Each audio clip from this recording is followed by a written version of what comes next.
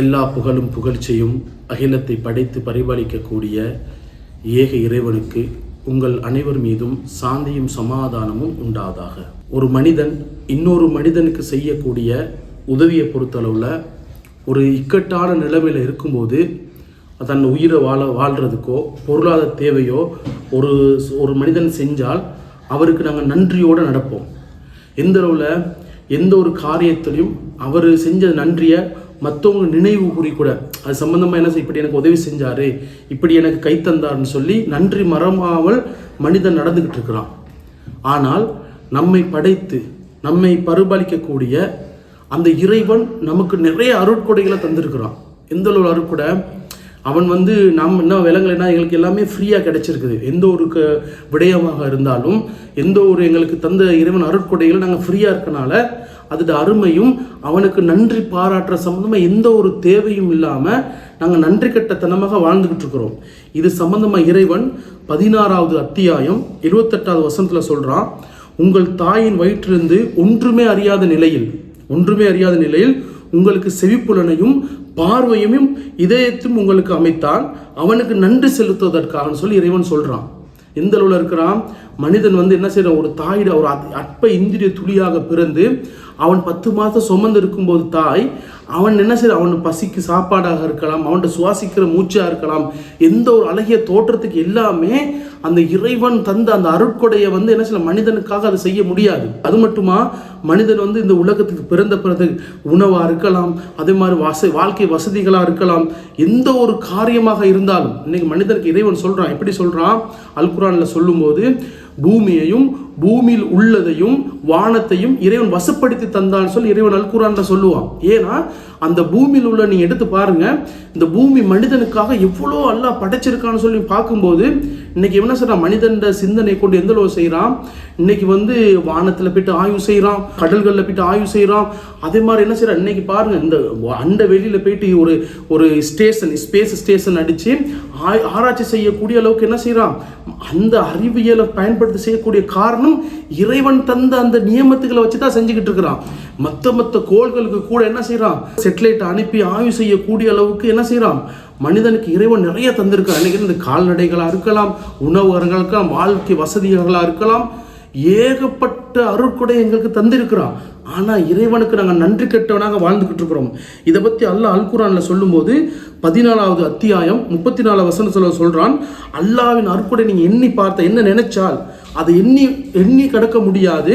மனிதன் அநீதி இழைப்பவன் நன்றி கெட்டவன் சொல்லி சொல்றான். ஏன்னா அவன் தந்த அந்த அருள், அந்த கிருபை, அவன் தந்த அந்த அருட்கொடை நீங்க ஒவ்வொன்றா எழுதினாலும் எழுதி பிடிக்க முடியாது. அந்த அளவில் தந்திருக்கிறான். எந்த அளவில் இருக்கு, மனிதர்களுக்கு கண் பார்வையாக இருக்கலாம், மூக்கா இருக்கலாம், இந்த மாதிரி மனிதனில் உள்ள ஒவ்வொரு உறுப்புகளை ஒருத்தன் உருவாக்க நினைச்சாலே முடியாது. அவ்வளோ நுட்பமாக அவ்வளோ நுணுக்கமாக இறைவன் என்ன செஞ்சிருக்கிறான், மனிதனுக்கு வாய்ப்பையும் அந்த அழகிய ஒரு வாழ்க்கையை தந்திருக்கிறான். இதை பற்றி அல்லாஹ் இன்னொரு வசனத்தில் சொல்கிறான். 7வது அத்தியாயம் 10வது வசனத்தில் சொல்கிறான், மனிதர்களை உங்கள் பூமியில் வசிக்க செய்தோம், வாழ்க்கை வசதிகளையும் ஆக்கி தந்தோம், எனினும் நன்றி செலுத்துவது மிகவும் சொற்பமே. இந்த சொல்றான், உங்களுக்கு என்ன சார் பூமியை வசிக்க செஞ்சோம், அதே மாதிரி வாழ்விடத்தை உங்களுக்கு எல்லாம் அமைச்சு தந்திருக்கிறோம், ஆனா நீங்க அற்பமாக தான் இறைவனுக்கு நன்றி செலுத்துறீங்கன்னு சொல்லி இறைவன் சொல்றான்.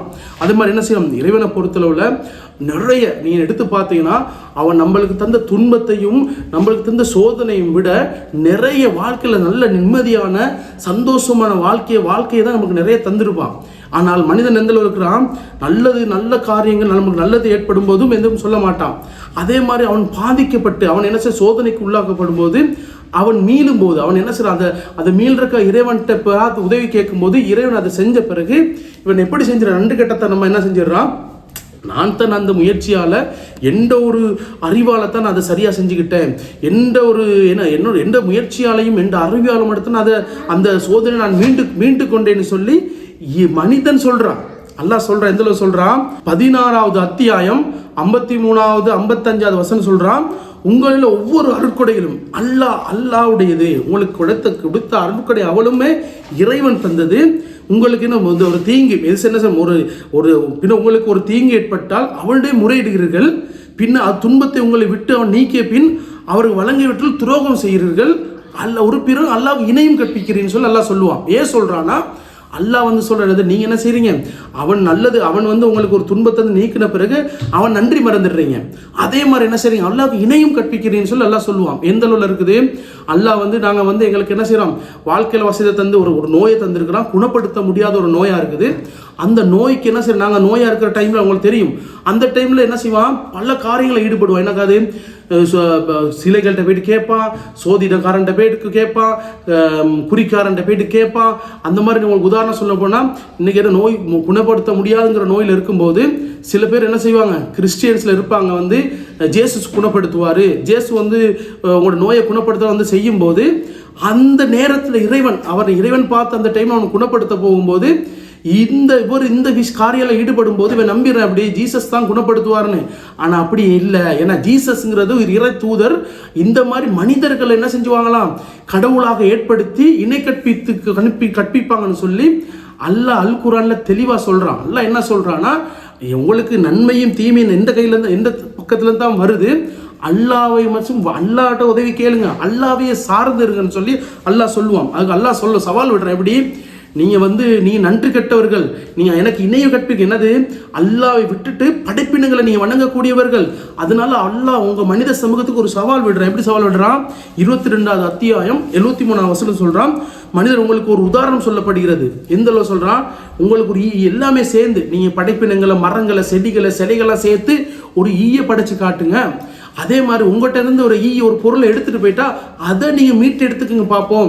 ஏலாது, நீங்க செய்யறவனும் பலகீனமானவன், செய்ய சொல்லவனும் பலகீனமானு சொல்லி இல்லை அல்லாஹ் சவால் விடுறான். ஏன் சவால் விடுறான், இறைவன் சொல்றான், அந்த உங்களுக்கு நோயை நிவாரணப்படுத்துறதோ உங்களுக்கு நன்மையை தரதோ உங்களை பாதுகாக்கிறது இறைவன் தான், இது படைப்பிடுங்க, நீ நம்பாதீங்கன்னு சொல்லி இறைவன் தெளிவாக சொல்றான். ஏன் சொல்றானா, நீங்க என்ன செய்றீங்க, அந்த உண்மையான இறைவன் தந்த அருட்கடைகளை விட்டுட்டு நன்றி கட்டத்தனமாக, நன்றி இல்லாதவர்களாக நீங்க வாழ்ந்துகிட்டு இருக்கீங்க. ஏன், நீங்க இதெல்லாம் உங்களுக்கு இயற்கையா ஃப்ரீயா கிடைச்சிருக்குது. இன்னைக்கு பாருங்க, ஒரு நோயாளிக்கு ஒரு ஆக்சிஜன் எடுக்க போனா பல லட்சக்கணக்கில் என்ன செய்யும், ஒரு நாளுக்கு செலவாகும். அது எங்களுக்கு தெரியாது. ஒரு கிட்னி போனவனுக்கு தெரியும் அதோட வருத்தம் என்னன்னு சொல்லி. நாங்க என்ன செய்யறோம், அந்த இறைவன் தந்த அந்த நியமத்துக்களை, அருட்கொடைகளை நன்றி மறந்து நன்றி கெட்டத்தனமாக இறைவனுக்கு இணை வைக்கக்கூடியவங்களாக இருக்கிறோம். அதனால இறைவன் சொல்றான், நீங்க என்ன செய்யுங்க, படைப்பினங்களை வணங்காதீங்க, இறைவனை மட்டும் வணங்குங்க, அவனுக்கு நன்றி உள்ளவனாக, அவனுக்கு என்ன செய்யும், அவனை வணங்கக்கூடியவனாக, அவனுக்கு என்ன செய்யும், அவன் சார்ந்தவனாக இருக்கணும்னு சொல்லி இறைவன் அழகிய முறையில் என்ன செய்யறான், இறைவன் மனித சமூகத்துக்கு உபதேசம் செய்யறோம்.